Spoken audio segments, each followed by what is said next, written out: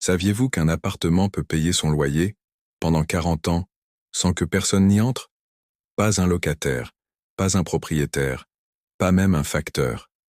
Juste une enveloppe, déposée comme une offrande silencieuse dans la boîte aux lettres. C'est l'histoire de l'appartement A32, une anomalie suspendue au 3e étage d'un immeuble ordinaire. Une énigme qui a défié la logique pendant 4 décennies. Ce couloir, je le connais par cœur. Les murs, jaunis par le temps et la fumée des vies passées, la lumière blafarde du néon qui grésille au-dessus de ma tête, le bruit lointain d'une goutte d'eau qui rythme le silence. Et puis, il y a cette porte. La porte A32. Elle n'est pas comme les autres. Ces couches de peinture successives forment une coque épaisse. Les joints sont scellés, comme si on avait voulu emprisonner quelque chose à l'intérieur, ou empêcher quelque chose d'entrer. Depuis 40 ans, personne ne l'a franchie. Pourtant, elle n'a jamais eu un seul retard de paiement. L'énigme commence ici, devant cette boîte aux lettres en laiton. Regardez bien la serrure, elle est figée par le temps, recouverte d'une poussière si parfaite, si intacte, qu'on dirait une relique sous cloche. Et pourtant, chaque premier du mois, sans exception, à une heure précise, un reçu de loyer tamponné apparaît ici. Loyer reçu. Toujours le même tampon, la même encre bleue. La concierge de l'époque, Madame Dubois, a été la première à le remarquer. Elle pensait à une blague, puis à un locataire excentrique. Mais les années ont passé, la concierge a pris sa retraite, et le mystère s'est épaissi. Le syndic a tout tenté. Des caméras de surveillance ont été installées. On a scruté des heures et des heures d'enregistrement. Le couloir reste désespérément vide. Pourtant, à 3h07 du matin, un léger glitch traverse l'image. Un grésillement à peine perceptible. Et claque. Un claquement métallique sec. Quand on regarde à nouveau, le reçu est là, glissé dans la fente. On a essayé l'infrarouge, les détecteurs de mouvement, les capteurs de pression. Rien. Personne. Juste ce claque, à 3h07. C'est comme si le temps lui-même payait son dû. C'est devenu une légende urbaine dans l'immeuble. Les enfants se racontaient des histoires de fantômes. Les adultes haussèrent les épaules, mi-amusés, mi-inquiets. Mais personne ne voulait vraiment savoir. Tant que le loyer était payé, mais 40 ans, c'est long. La patience a des limites, et la curiosité humaine est un moteur puissant. Les lois aussi ont leurs exigences. Après des décennies de débats juridiques, la décision est finalement tombée. Il fallait ouvrir. Le jour J, l'atmosphère dans le couloir était électrique. Il y avait un huissier, un serrurier au visage impassible, et 2 témoins choisis parmi les voisins les plus anciens. Moi, j'étais là en tant que journaliste, mon enregistreur à la main, sentant que j'assistais à un moment historique. Le serrurier s'est approché de la porte. Le bruit de ses clés qui tintent a brisé le silence religieux. Il a fait sauter le sceau officiel posé il y a si longtemps. La peinture a craqué comme une vieille croûte, libérant une fine poussière. Puis le métal de la serrure a cédé dans un grincement de protestation. La porte s'est entr'ouverte d'1 centimètre, et un souffle d'air froid s'est engouffré dans le couloir. Une odeur étrange, un mélange impossible de linge propre fraîchement lavé et d'eau stagnante, comme un parfum de lessive oublié dans une cave inondée.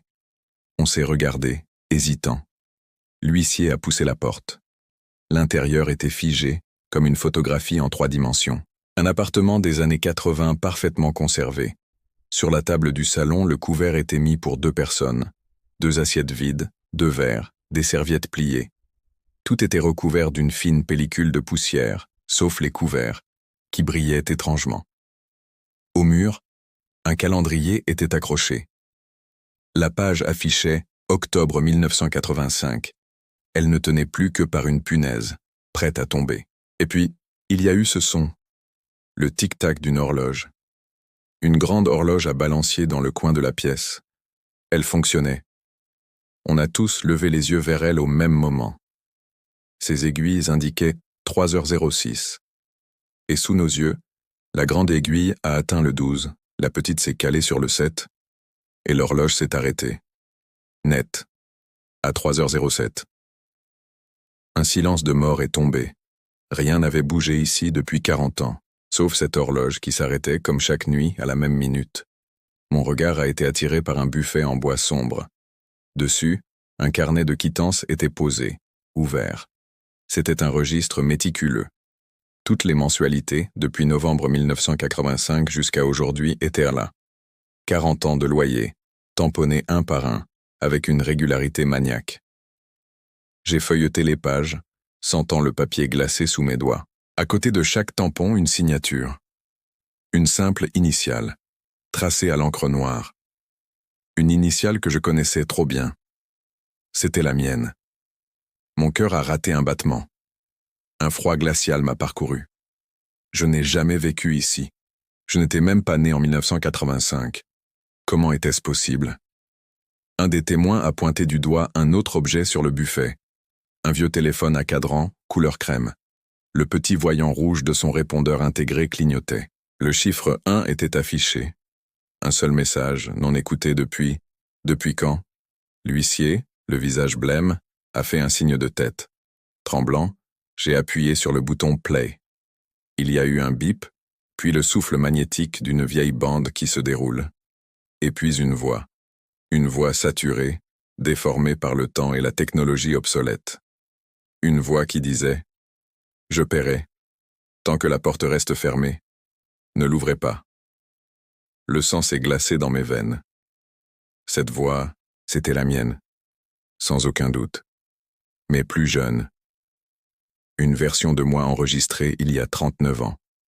Personne n'a parlé. On était tous pétrifiés, face à l'impossible. Et c'est là que la chose la plus terrifiante s'est produite.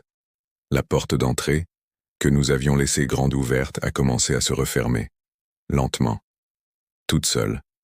Dans un grincement sinistre de gonds fatigués, on a tous reculé d'un pas dans le couloir, comme un seul homme. Avant que la porte ne se verrouille avec un clic final, j'ai vu une dernière chose à l'intérieur. Sur le carnet de quittances, le stylo qui était posé à côté s'est soulevé, seul, et il a tracé mon initiale sur la ligne du mois en cours.